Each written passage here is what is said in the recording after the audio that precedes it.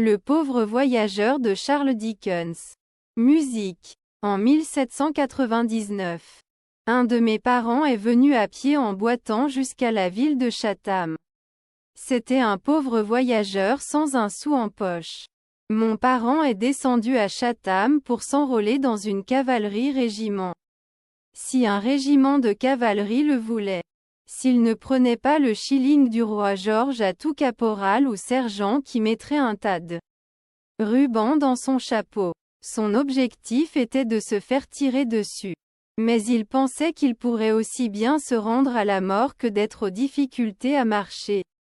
Le prénom de mon parent était Richard mais le thé était mieux connu sous le nom de Dick. Il a laissé tomber son propre nom de famille sur la route et a pris celui de Double Dick. Il a été adopté sous le nom de Richard Double Dick. 22 ans. Taille 5, 10. Lieu natal d'Exmouth. Dont il n'avait jamais été là de sa vie. Il n'y avait pas de cavalerie à Chatham lorsqu'il traversa le pont en boitant avec une demi-chaussure aux pieds poussiéreux. Alors il s'enrôla dans un régiment de ligne et était heureux de se saouler et d'oublier tout cela. Vous devriez le faire. Sachez que mon parent s'était trompé et s'était déchaîné.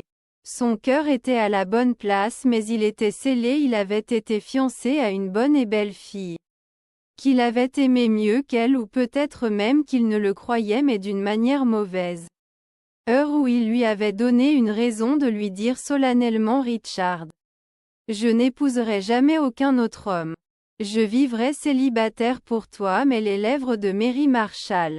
Elle s'appelait Mary Marshall. Ne t'adresserai jamais un mot sur terre. Va Richard. Le ciel te pardonne. C'est fini lui. Cela l'a amené à Chatham. Cela a fait de lui le soldat Richard Double Dick. Déterminé à être abattu. Il n'y avait pas de soldat plus dissipé et plus téméraire dans la caserne de Chatham en 1799 que le soldat Richard Double Dick qu'il associait à la lie de chaque régiment qu'il était. Aussi rarement sobre qu'il pouvait l'être et constamment sous punition. Il est devenu clair pour toute la caserne que le soldat Richard Double Dick serait très bientôt fouetté maintenant que le capitaine de la compagnie de Richard Double Dick était un jeune homme d'à peine 5 ans, son aîné dont les yeux avaient une expression en eux qui affectait le Double Dick. Du soldat Richard d'une manière très remarquable. Ils étaient de beaux yeux sombres et brillants. Ce qu'on appelle généralement des yeux rieurs et quand ils étaient sérieux. Ils étaient plutôt stables que sévères. Mais ils étaient les seuls yeux qui restaient maintenant dans son monde rétréci. Ce double privé de Richard. Dick ne pouvait pas supporter sans complexe les mauvaises nouvelles et le châtiment défiant tout le reste et tous les autres qu'il avait. Mais il savait que ses yeux le regardaient pendant un moment et il avait honte de ne pas pouvoir saluer le capitaine Taunton dans la rue comme n'importe quel autre officier. On lui a reproché et confus. Troublé par la simple possibilité que les capitaines le regardent dans ses pires moments. Il préférait faire demi-tour et s'éloigner de son chemin plutôt que de rencontrer ces deux beaux yeux sombres et brillants un jour où le soldat Richard Double bas est arrivé. Sorti du trou noir où il avait passé les 8 et 40 dernières heures et dans lequel il passait une grande partie de son temps en retraite. Il reçut l'ordre de se rendre au quartier du capitaine Taunton dans l'état vicié et sordide d'un homme tout juste sorti de le trou noir. Il avait moins envie que jamais d'être vu par le capitaine mais il n'était pas encore assez fou pour désobéir aux ordres et monta donc sur la terrasse qui surplombait la place d'Armoulé. Quartier de l'officier se tordait et se brisait entre ses mains tandis qu'il suivit un peu de la paille qui avait formé le mobilier décoratif du trou noir cria le capitaine en frappant avec ses jointures à la porte. Le soldat Richard Double bas ôta sa casquette, fit un pas en avant et se sentit très conscient qu'il se tenait debout à la lumière des yeux sombres et brillants. Il y eut une légère pause. Le soldat Richard Double bas, pouvait mettre la paille dans sa bouche et la doublait progressivement dans sa trachée. S'étouffait double. Bas, dit le capitaine. Sais-tu où tu allais le diable monsieur double? Bas. Oui revient le capitaine et très vite le soldat Richard double. Bas, tourna la paille du trou noir dans sa bouche et fit un misérable salut d'acquiescement double. Bas, dit le capitaine depuis que je suis entré au service de Sa Majesté un garçon de 17 ans j'ai été peiné de voir beaucoup des hommes de promise emprunter cette voie. Mais je n'ai jamais été aussi peiné de voir un homme déterminé à faire le voyage honteux que je l'ai été depuis que vous avez rejoint le régiment pour vous voir. Le soldat Richard double. Bas, a commencé à trouver un film volant sur le sol qu'il a également regardé pour trouver les pieds de la table du petit déjeuner du capitaine qui tournait de travers comme s'il les voyait à travers l'eau. Je ne suis qu'un soldat ordinaire. Monsieur a dit que cela ne signifie pas grand-chose de ce qu'une si pauvre brute vous vient. Est un homme, répondit le capitaine avec une grave indignation de l'éducation et des avantages supérieurs et si vous dites cela en signifiant ce que vous dites. Vous êtes tombé plus bas que je ne l'avais cru. À quel point cela doit être bas. Je vous laisse réfléchir à savoir ce que je sais de votre disgrâce et à voir ce que je vois. J'espère me faire tirer dessus bientôt. Monsieur a dit le soldat Richard double. Bas. Et ensuite le régiment et le monde ensemble seront débarrassés de moi les pieds de la table. Devenait très tordu double. Bas. Levant les yeux pour stabiliser sa vision rencontrant les yeux que c'est une telle influence sur lui qu'il a mis sa main devant ses propres yeux et la poitrine de sa veste en disgrâce a gonflé. Comme si elle allait voler en éclats. Je préférerais dire que le jeune capitaine voit ça en tas double.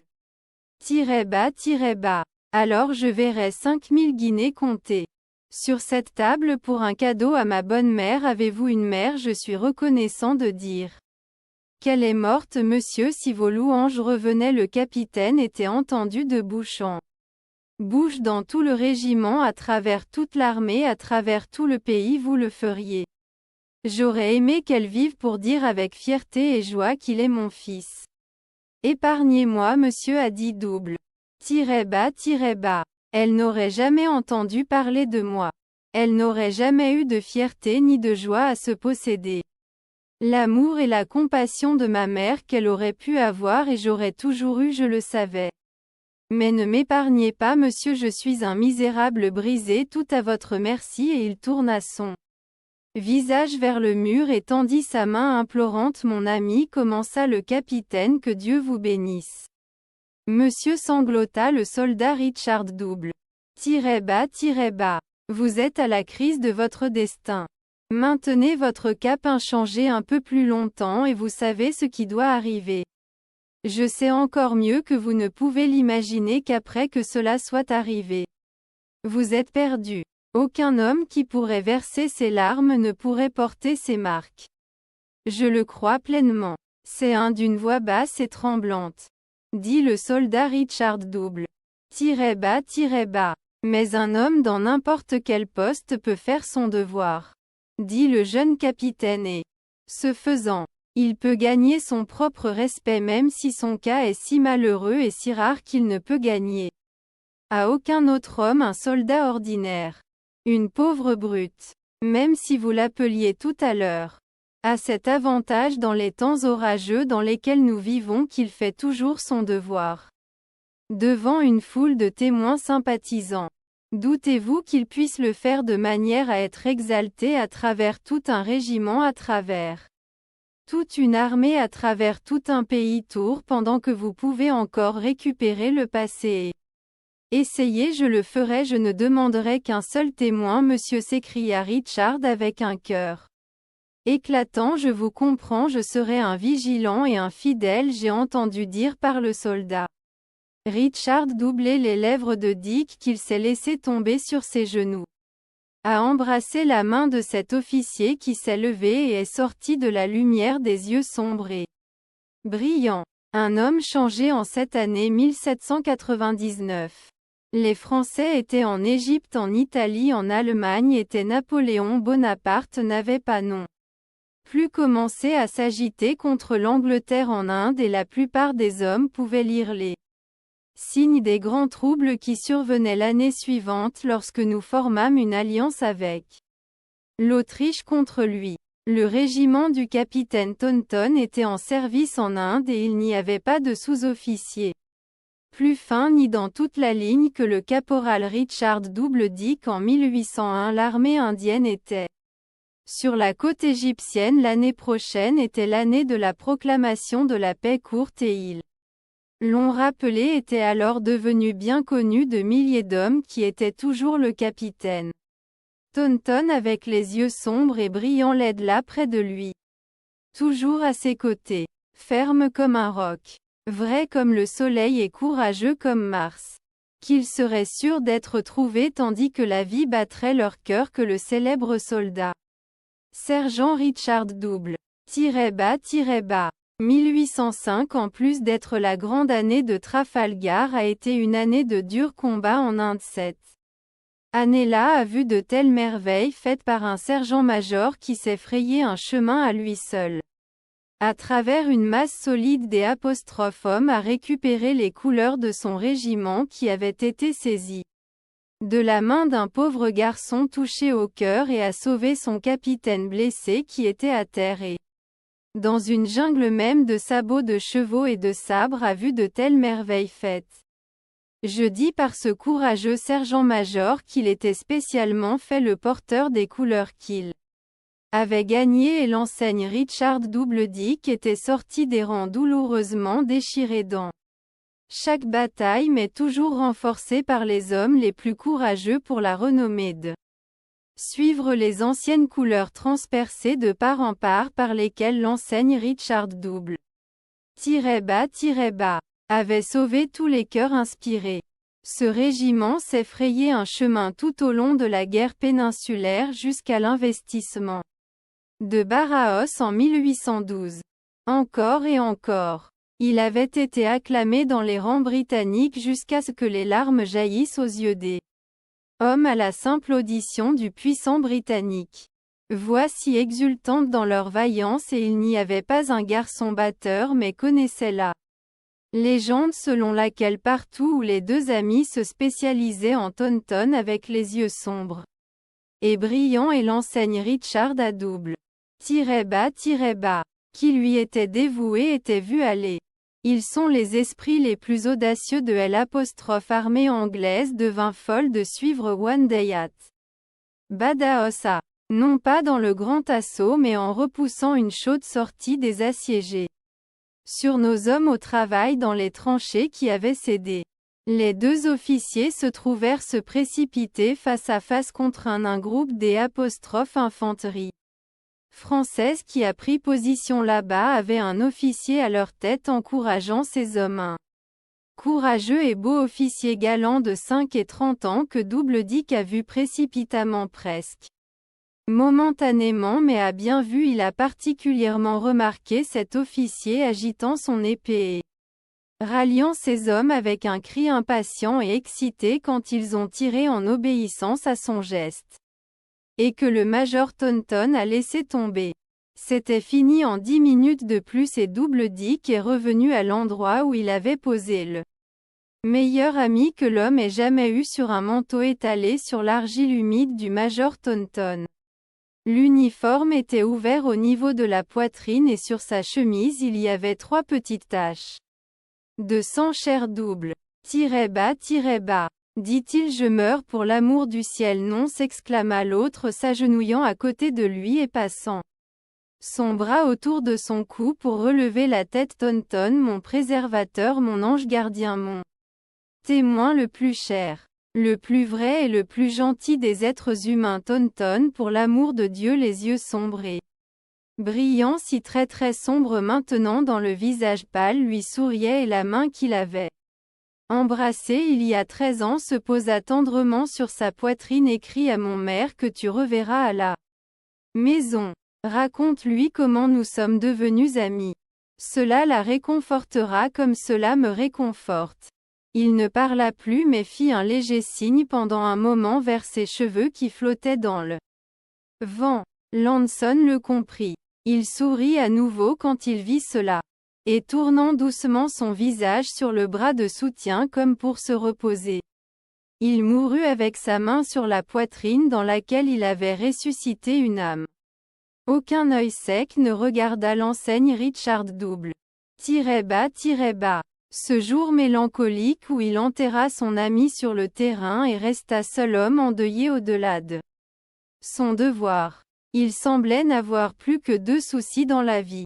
L'un de préserver le petit paquet de cheveux qu'il devait donner à la mère de Taunton. L'autre de rencontrer cet officier français qui avait rallié les hommes sous le feu duquel se moquait et tombait un nouveau. La légende commençait alors à circuler parmi nos troupes et c'était que lorsque lui et l'officier français se retrouveraient face à face, il y aurait des pleurs en France. La guerre continuerait et à travers elle passerait l'image exacte de l'officier français des '1. Côté et la réalité corporelle de l'autre jusqu'à ce que la bataille de Toulouse soit livrée au retour. Renvoyé chez lui apparurent ces mots: grièvement blessé mais pas dangereusement, lieutenant Richard Double. Bas. Au milieu de l'été de l'année 1814, lieutenant Richard Double.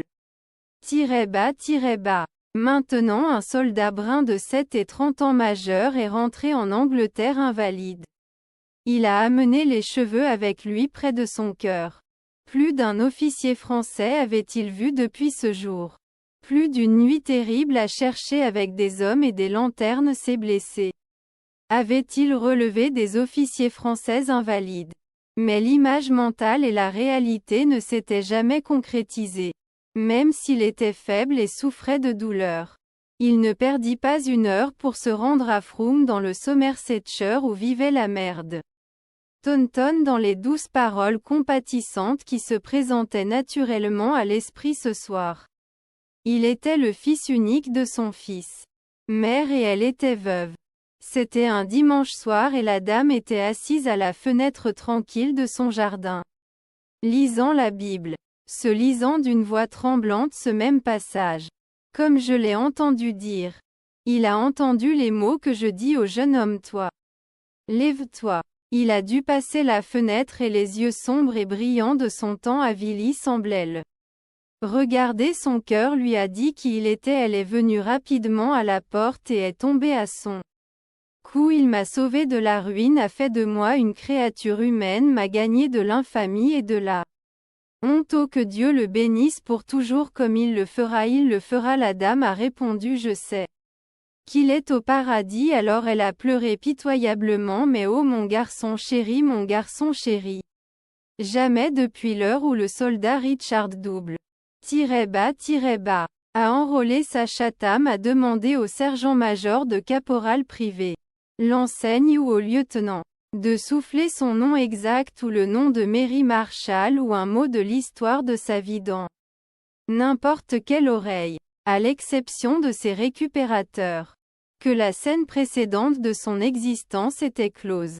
Il avait fermement résolu que son expiration devrait être de vivre dans l'inconnu pour ne plus troubler la paix qui s'était développée depuis longtemps au-dessus de ses anciennes offenses, pour qu'il soit révélé quand il serait mort qu'il avait lutté et souffert et qu'il n'avait jamais oublié.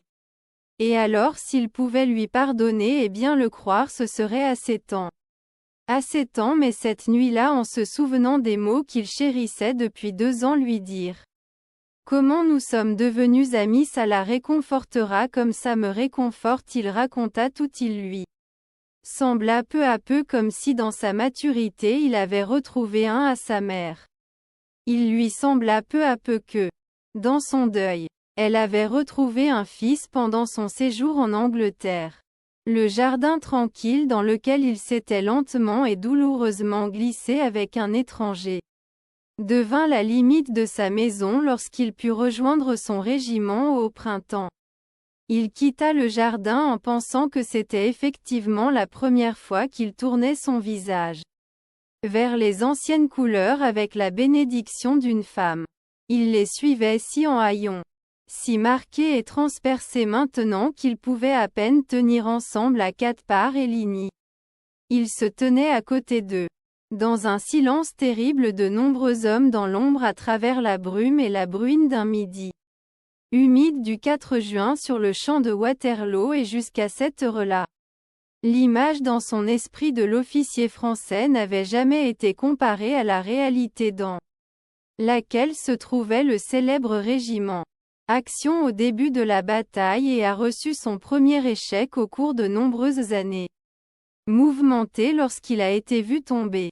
Mais il a continué pour le venger et n'a laissé derrière lui aucune créature telle que le lieutenant Richard dans le monde de la conscience.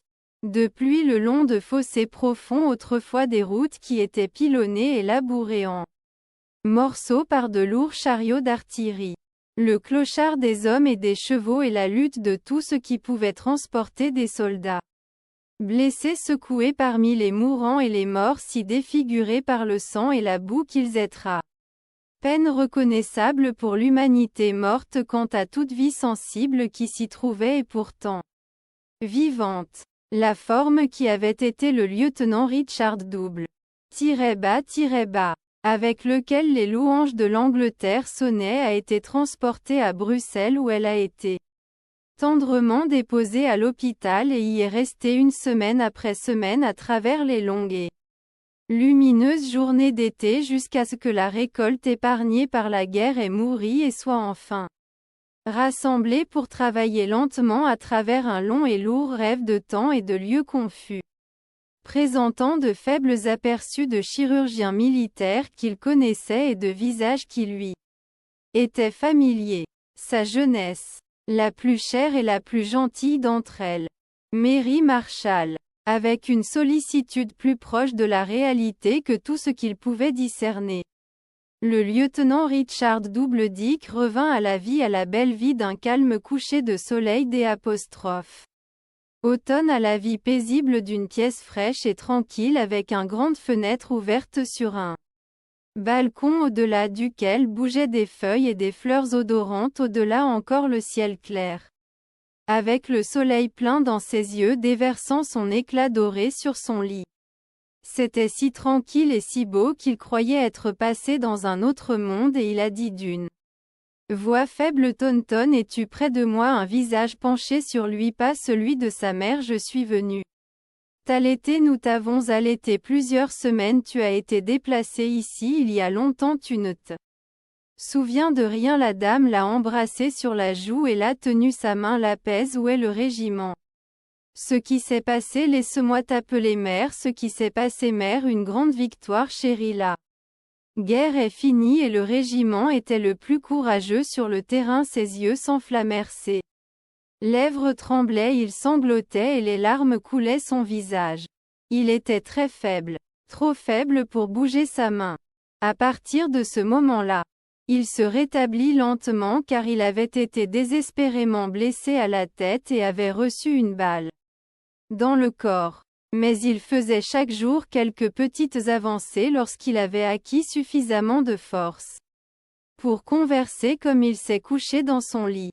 Il a vite commencé à remarquer que Madame Taunton le ramenait toujours à sa propre histoire. Puis il s'est souvenu des derniers mots de son conservateur et a pensé que cela la réconfortait. Un jour, il s'est réveillé rafraîchi et lui a demandé de lui lire, mais le rideau du lit adoucissant la lumière qu'il tirait toujours à son réveil pour qu'elle puisse le voir de sa table de chevet où elle était assise au travail était tenu inactif et une voix de femme parlait qui n'était pas la sienne. Pouvez-vous supporter de voir un étranger? Cela dit doucement. Aimeras-tu voir un étranger? Étranger, répéta-t-il. La voix réveilla de vieux souvenirs avant elle époque du soldat Richard double bas. Un étranger maintenant, mais pas un étranger une fois, dit-il sur des tons qui l'excitèrent. Richard Cher Richard, perdu pendant tant d'années mon nom, il a crié son nom Mary et elle l'a tenu dans ses bras et sa tête reposait sur sa poitrine. Je ne romps pas un vœu irréfléchi Richard, ce ne sont pas les lèvres de Mary Marshall qui parlent, j'ai un autre nom, elle était mariée, j'ai un autre nom. Richard. N'est-ce pas, je ne l'ai jamais entendu. Il n'a jamais regardé son visage si pensivement beau et s'est étonné du sourire qu'il y avait à travers ses larmes. Détrompe-toi Richard. Es-tu sûr de n'avoir jamais entendu mon nom modifié? Ne bouge jamais la tête pour me regarder. Cher Richard. Laisse-le reposer ici pendant que je raconte mon histoire. J'ai aimé un homme noble et généreux. Je l'ai aimé de tout mon cœur. Je l'ai aimé pendant des années et des années. Je l'ai aimé. Je l'ai aimé fidèlement et avec dévouement. Sans espoir de retour. Je l'ai aimé sans rien savoir de ses plus hautes qualités. Sans même savoir qu'il était vivant. Était un brave soldat. Il a été honoré et aimé par des milliers de personnes lorsque la mère de son cher ami m'a trouvé et m'a montré que dans tous ses triomphes, il ne m'avait jamais oublié. Il a été blessé dans une grande bataille. Il a été amené mourant ici à Bruxelles.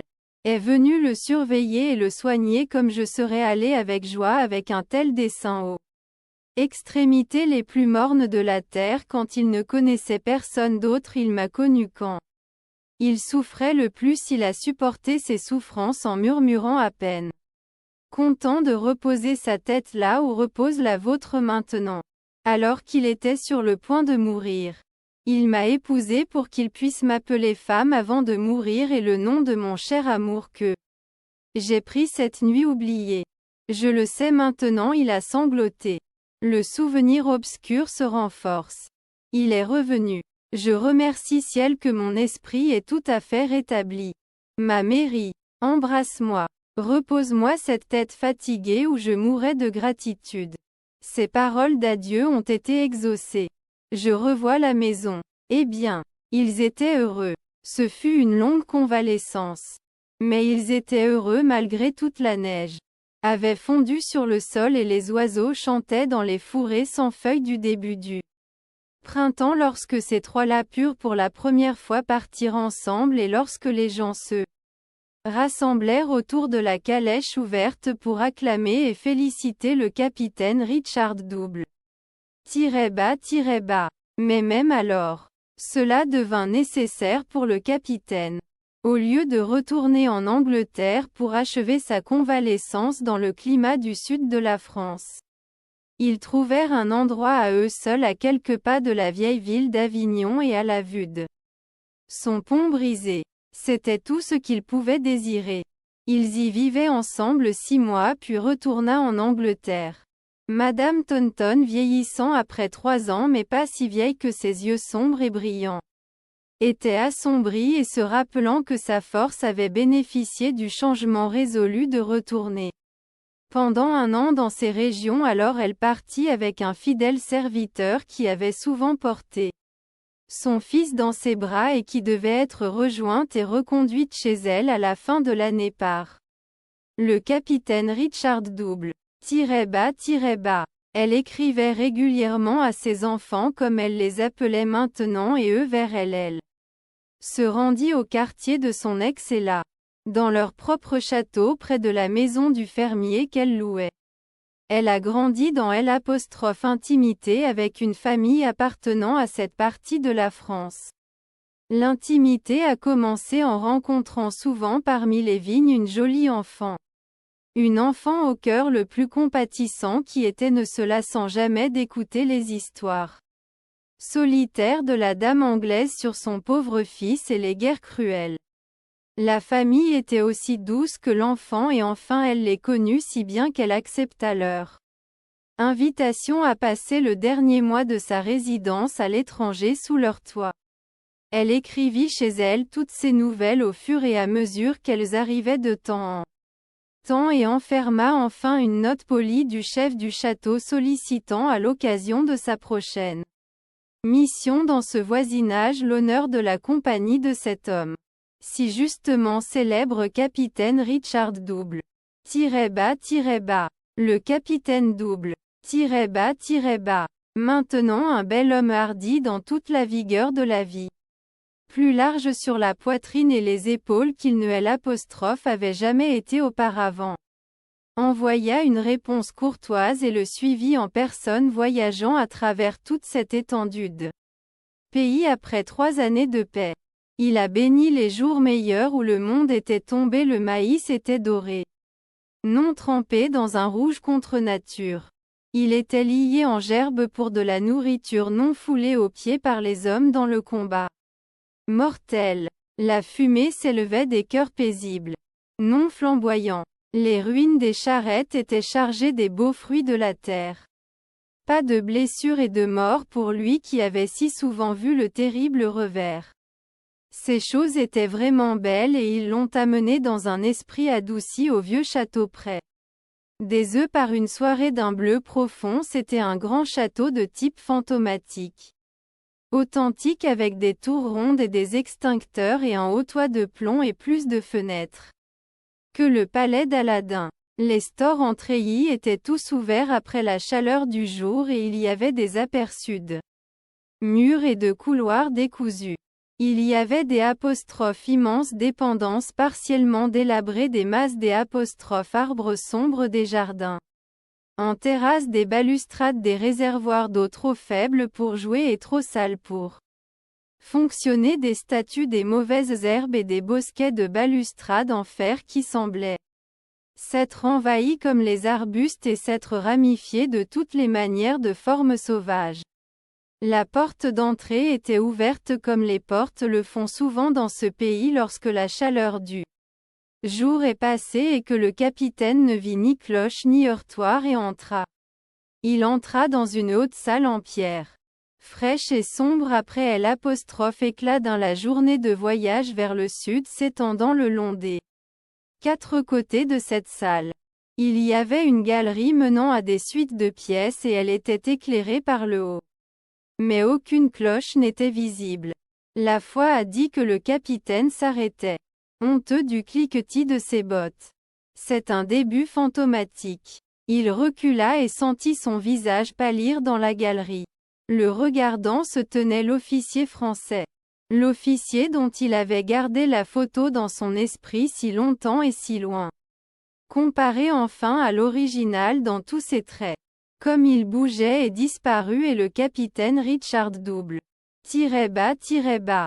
Entendit ses pas descendre rapidement dans la salle dans laquelle il entra par une arcade. Il y eut un regard soudain et brillant sur son visage un peu comme celui qu'il avait porté à ce moment fatal. Capitaine Richard double. -bas. Enchanté de le recevoir, 1000 excuses. Les domestiques étaient tous en l'air. Il y avait un peu de sort parmi eux dans le jardin. En effet, c'était le jour du destin de ma fille la petite chérie et protégé de Madame Taunton. Il était si gracieux et si franc le monsieur le capitaine Richard double. -bas. Ne pouvait pas retenir sa main. C'est la main d'un brave Anglais, dit l'officier français en la retenant pendant qu'il parlait. Je pouvais respecter un brave Anglais même en tant qu'ennemi. D'autant plus que mon ami et moi sommes aussi un soldat. Il ne l'a pas fait. Je me suis souvenu de moi comme je me suis souvenu de lui. Il n'a pas prêté une telle attention à mon visage ce jour-là pendant que je prenais ses pensées. Capitaine Richard double. -bas. Comment lui dire que l'officier français a conduit son invité dans un jardin et l'a présenté à sa femme engageante et belle assise avec Madame Taunton dans un pavillon fantaisiste à l'ancienne. Sa fille, son jeune visage blond rayonnant de joie, est venue en courant pour l'embrasser et il y avait un bébé garçon à dégringoler parmi les orangers. Sur les larges marches en se dirigeant vers les jambes du père, une multitude d'enfants visiteurs dansaient sur une musique enjouée et tous les domestiques et paysans du château dansaient. Aussi c'était une scène de bonheur innocent qu'on aurait pu inventer pour le point culminant des scènes de paix qui avaient apaisé le voyage du capitaine. Il regarda très troublé jusqu'à ce qu'une cloche retentissante retentisse et que l'officier français supplie de lui montrer ses chambres. Ils montèrent dans la galerie des apostrophes où l'officier avait regardé en bas et monsieur le capitaine Richard Double-bas-bas fut cordialement accueilli dans un grand extérieur. Chambre et une plus petite parmi toutes les horloges et draperies et cœurs et chiens effrontés et tuiles et appareils sympas et élégance et immensité. Vous étiez à Waterloo, a dit l'officier français. On m'a dit capitaine Richard Double-bas-bas. Et à Badajoz laissé seul avec le son de son propre d'une voix sévère dans ses oreilles. Il s'assit pour réfléchir à ce que je ferais et comment lui dire qu'à ce moment-là, malheureusement, de nombreux duels déplorables avaient eu lieu entre officiers anglais et français à la suite de la guerre récente et de ces duels et comment éviter les ennuis de cet officier.